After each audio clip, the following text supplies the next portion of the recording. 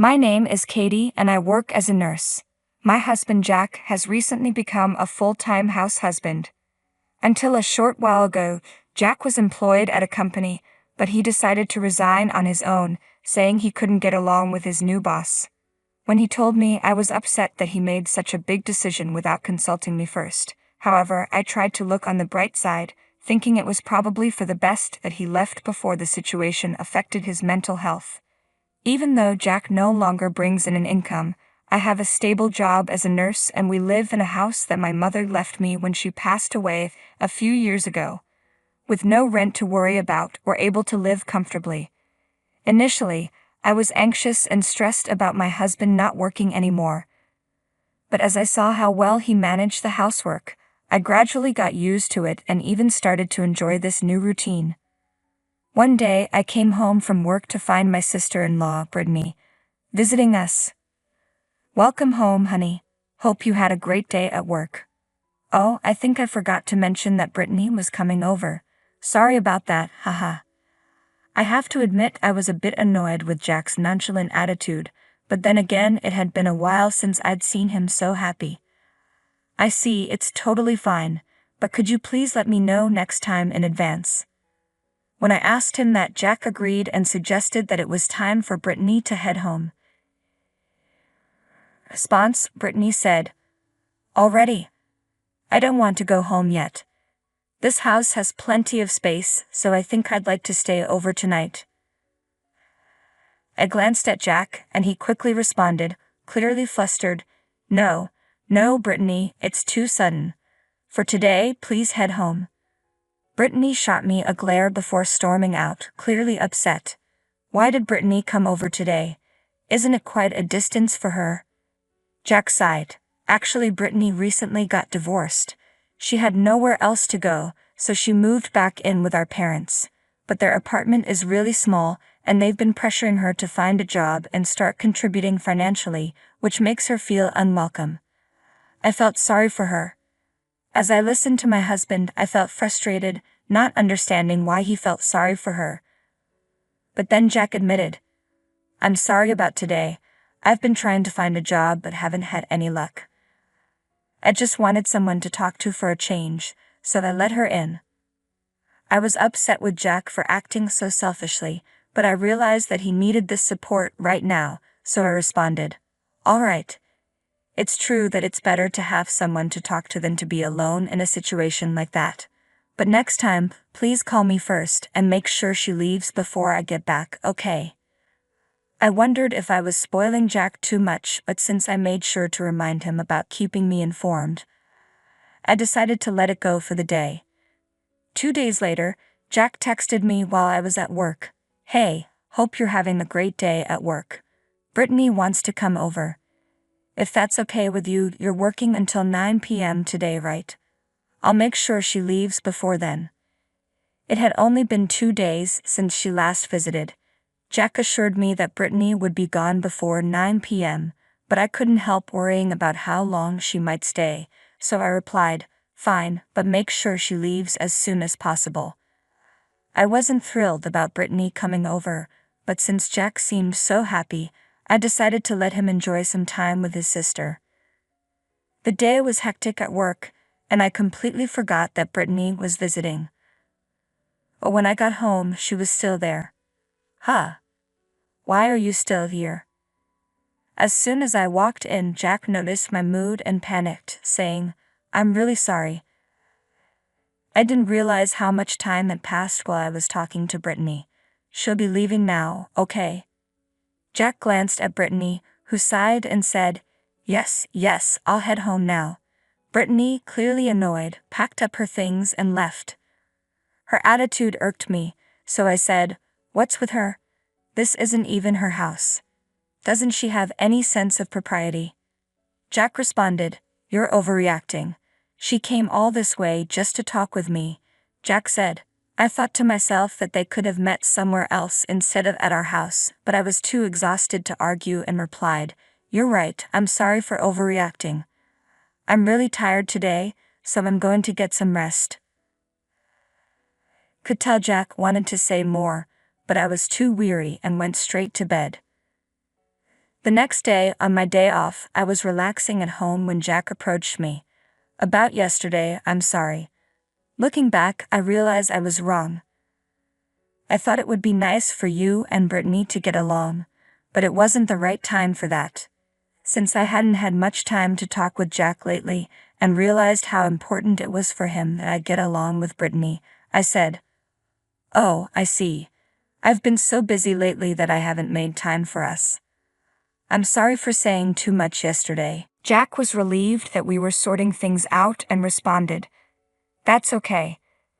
To make it up to you, I'm going to cook your favorite dish tonight, meatball pasta." With that, he started cooking, but then his phone rang. Who was calling? When I asked, Jack replied, "Oh, it was Brittany. I'm not sure why she's calling." I had a nagging feeling that it might be something troubling, so I said, "It might be urgent." Jack glanced at me before answering the call. I couldn't hear Brittany's end of the conversation. Call ended quickly. "So what did Brittany want?" I asked. Jack said, "She said she has something to tell me, so she's coming over here now," Jack explained. I was frustrated that I had to see her on my day off, but since she was already on her way, I kept my feelings to myself. "I'll make some of Brittany's favorite pasta too," Jack said cheerfully, starting to cook. He didn't notice my irritation, and I couldn't understand why he didn't just tell her not to come over. I decided this was my chance to speak with her directly. 10 minutes later, the doorbell rang. Given how far Brittany was staying, I hadn't expected her to arrive so quickly, but there she was at the door. She had a large suitcase with her, which made me uneasy, but I let her in. With Jack still busy preparing lunch, I approached Brittany and asked, "What happened?" I asked. Brittany, with tears in her eyes, replied, "Actually, I got kicked out by my parents. They said I have no right to stay at their house because I wasn't working. Can you believe how terrible they are?" As my fears were confirmed, Jack chimed in, "That's awful. Family should support each other. They're really terrible for doing that." Jack's reaction irritated me, but since it wasn't my place to intervene, I kept quiet and listened as Brittany continued, "I have nowhere else to go, so I was hoping you could let me stay here." I absolutely didn't want Brittany staying with us and was about to refuse, but before I could say anything, Jack jumped in. "Well, if that's the case, then you'll just have to stay with us. Luckily, we have a spare room, so you can stay starting today." I shot Jack a frustrated look, and he responded, "What's with the glare? Brittany needs help."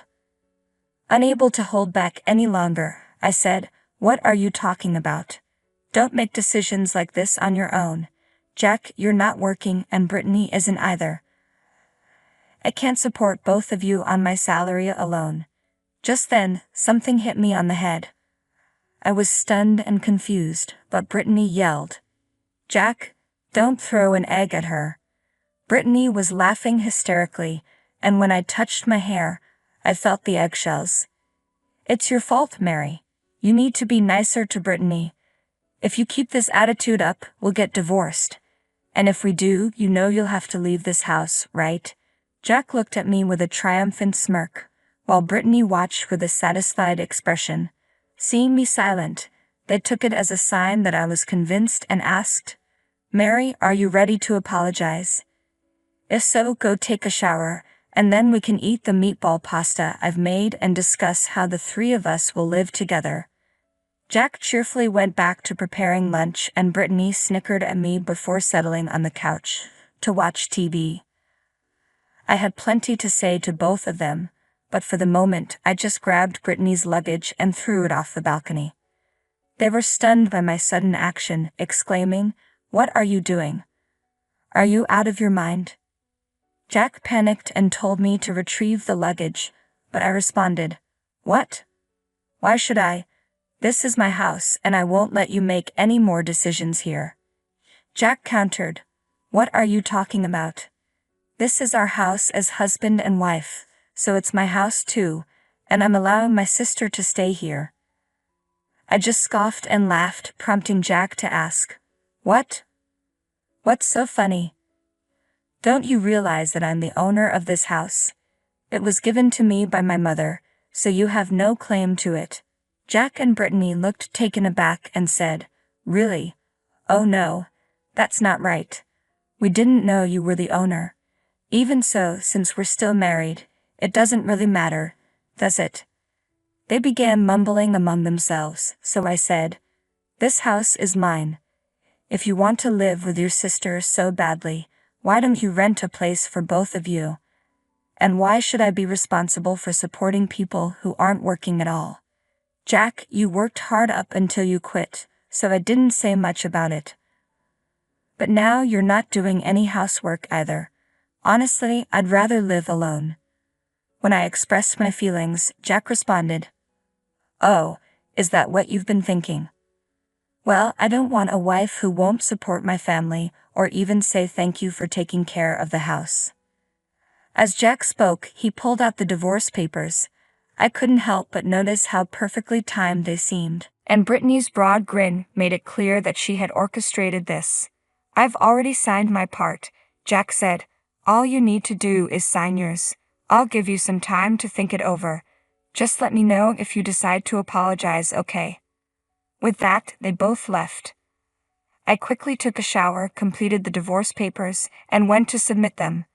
I realized that Jack probably intended to scare and threaten me with the papers. Even though it was Brittany's idea, Jack followed through, and I didn't want to stay with someone who would treat his wife like this.